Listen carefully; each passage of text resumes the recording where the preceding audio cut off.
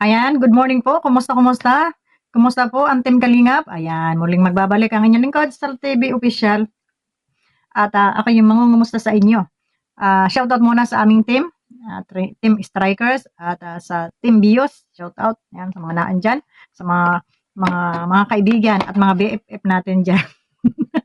na naan dyan. Pero bago ang lahat, ayan, pakinggan muna natin itong kinuha nating clip video at ito ay patungkol kay Tatay Joseph at kumustahin natin ano na nga ba yung kalalagayan nila ngayon, ano?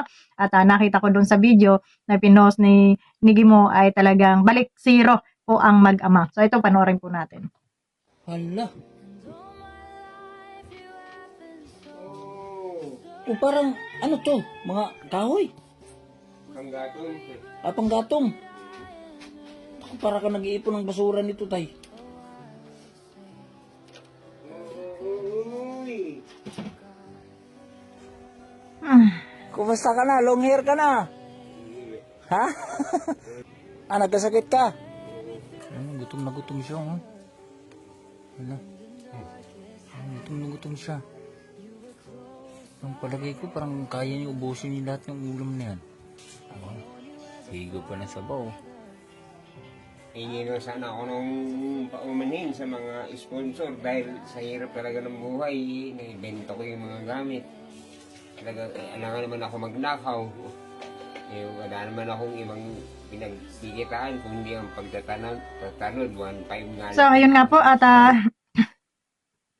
medyo napanood po natin ang kalalagayan ng mag-ama. I-update natin dito kay Tatay Joseph na kung saan ay talagang balik sa uno sila Tatay Joseph at ito nga, sa hirap ng buhay po ay naipagbintahan niya yung mga gamit nila na hanggang yata sa higaan ay wala na. Ano po, at nakakalungkot na akala ko naman kahit papaano ay may dumadalaw-dalaw pa rin at nagbibigay-bigay kahit papaano, kaya po hindi na rin tayo nang alam dito, ano, at hindi, parang siyempre hindi lang naman kasi nga sila yung ating tinutulungan. Tayo ay maraming obligasyon sa buhay, ano. So akala ko maayos na, akala ko tuloy-tuloy na yung pag-ayos ng buhay ng mag-ama dahil nga may bahay na at kahit papaano si Tatay Joseph, akala ko yung nakapagtabi ng kanyang pera noong mga panahon na akala ko may pinapabangko sila noon yung mga pinag-uusapan noon nila Kinred na may mag-o-open ng bank account, kesyo ganun ganito, akala ko ay may naipon. So yun lang ang akala ko lang pala yun. So sorry naman. Tapos, ayun nga, at naibenta ni Tatay Joseph yung kanyang mga gamit dahil sa hirap ng buhay na sila ay walang makain. Wala naman yatang bisyo si Tatay Joseph kundi pagkain lamang, ano. Doon sa halagang 1,500 ang monthly, kahit anong mire-mire ang gawin ko doon, ay talaga pong hindi po aabot yun sa loob ng isang buwan. Kaya hindi po natin masisi si Tatay kung talagang pag kinapo sila at wala nang makain ay ang napagbalingan ay itong mga gamit sa loob ng bahay. No? At naibintangan lahat dahil wala nga siyang negosyo at walang hanap buhay kundi yung magbarangay tanod lamang at magbantay doon sa barangay, ano. So, yun lang naman talaga na yung kayang gawin ni Tatay kasi nga tingnan niyo naman ang katawan at ang kalalagayan niya. Kumbaga ay wala mang katuwang sa buhay, wala man lang kamag-anak na gumagabay. Ang tanong, asan ba ang kamag-anak? At alam ko ay may kapatid dito si Tatay, bakit talaga namang itinakwil na yata ng lubusan itong mga ito, ano. So, ayun, at nakakaawa at itong bata na si Jacob ay medyo hindi na rin maganda yata ang pag-uugali at talagang sumasagot na rin di umano doon sa kanyang tatay. Siguro gano'n na ang mga kabataan ngayon kaya kailangan talaga ng gabay sana ng magulang. Kaso si Tatay Joseph ay parang nagdidisiplina siya pero hindi, kumbaga ay parang kulang o sobra. Hindi natin alam kung ano yung tama doon sa kanyang disiplina, no. At about nga doon sa pangkabuhayan, ay talagang mahihirapan nga sila doon sa lugar na yon dahil kumbaga ay liblib naman yung puok na yon at malayo sa, kumbaga ay malayo sa ano na hindi man lang siya makapagtinda-tinda kahit barbecue man lang sana makatulong-tulong at wala siyang katuwang sa buhay talaga. Talagang hirap siya. Kaya ang kanya napagbalingan ay itong mga tawag nito, itong kanyang mga gamit sa bahay, ano. So, nakakaawa at buti na lang yung bahay ay bato, no? At hindi mabunot ang haligi at baka naibenta pa ni Tatay Joseph. No?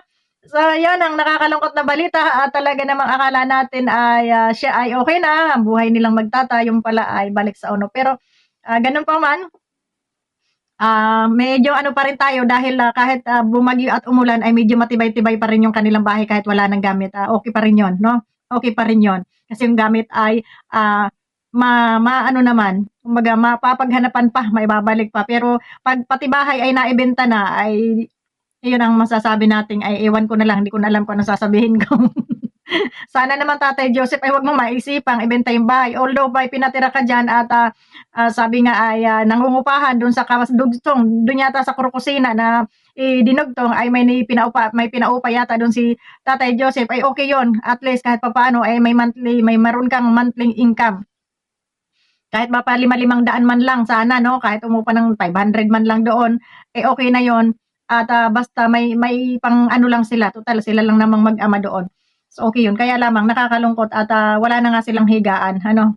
So nakakalungkot po at wala na silang higaan muli. Pati kutson ay naibenta na. Kahit man lang sana yung POM, ano, hayaan nyo at baka makapag-provide tayo kahit yung POM na lang na higaan nila at malamig naman sa semento talaga, ano. Awa naman tong magtatay na ito. Hindi ko po masisi si Tatay Joseph, wag niyo pong ibas. At ang tao po ay hindi pare-parehas ng pag-iisip. Kung ang naisip natin ay bakit hindi siya nagganito, bakit alam niyo naman yung mga tao, no? Ay wala pong kakayanan ganun si Tatay. Ngayon kung iyon ay ganun ang inyong nasa isip, ay kayo yon, no? Hindi yung pag-iisip ninyo ay hindi about ng pag-iisip ng iba. No, yung isip nyo ay hindi kagaya ng isipan ng iba at yung diskarte ninyo ay hindi kayang idiskarte ng iba. Kaya po wag nating husgahan si Tatay Joseph kung iyon lang ang naabot ng kanyang kaisipan na pagkalam ng kanilang sikmura ay wala silang matakbuhan ay gamit ang kanyang napagdiskitahan. So doon sa mga nag-sponsor, sorry sa inyo. Nanghingi rin ako sa inyo ng sorry at hindi na rin naman kasi natin na monitor si Tatay at tapos hindi na natin alam kung kumakain pa nga sila. Kaya hindi natin masisi na mabenta yung mga gamit ano. At ayun, siguro kung may mag-i-sponsor pa kay Tatay, yung pagkain na lang nila sa pang-araw-araw para naman ay hindi na namomroblema yung matanda at matanda na rin yun, wala man yung may sakit pa, tapos may ano pa siya sa likod, kuba pa. Kaya talagang unawain po natin. Ano po, dun sa mga sponsor na nag-sponsor dun sa mga gamit na yun, pagpaumanhin na ninyo kung naibenta man ni Tatay at kawawa naman talaga. Kayo na lang po ang umunawa sa kalagayan ng mag-ama na pagkatapos ma-vlog ay hindi na nabalikan at akala nga natin ay maayos na yung kanilang buhay. So, ayun, imagine din nyo rin po yung 1,500 na sahod ni Tatay sa barangay na 40 po ang araw, ibibili ni Jacob ng tinapay at kape yung 40 araw-araw na yun. Ay kulang po talaga sa pambigas at pang-ulam nila, pagkain nila. No? So, yun. Maraming salamat kay Gimo at nadalaw muli si Tatay na silip natin kung ano yung kanyang kalalagayan, Maria Joseph. So yun lamang, maraming salamat sa inyo and God bless po. Sana kung may mabubuti pang puso dyan, magpaabot man lang ng kahit pakilo-kilong bigas, okay na po yun para lang makasurvive yung mag-ama dahil alam naman natin na walang nagtatrabaho sa kanila at yung matanda ay matanda na. Walang gumagabay, wala man lang kamag-anak yata na tumutulong, ano. So, yun. Maraming salamat sa inyong lahat and God bless po. Yun lamang ang ating munting reaction ngayon. At pa-support po ninyo ang ating munting channel at minsan ay hindi na rin natin na-uploadan, ano? At yun nga, laging busy ang inyong lola. So, yun. Maraming salamat and God bless po sa inyong lahat. Abang po tayo sa ating mga susunod na video and Merry Christmas sa inyong lahat, mamamas ko po. Ayan.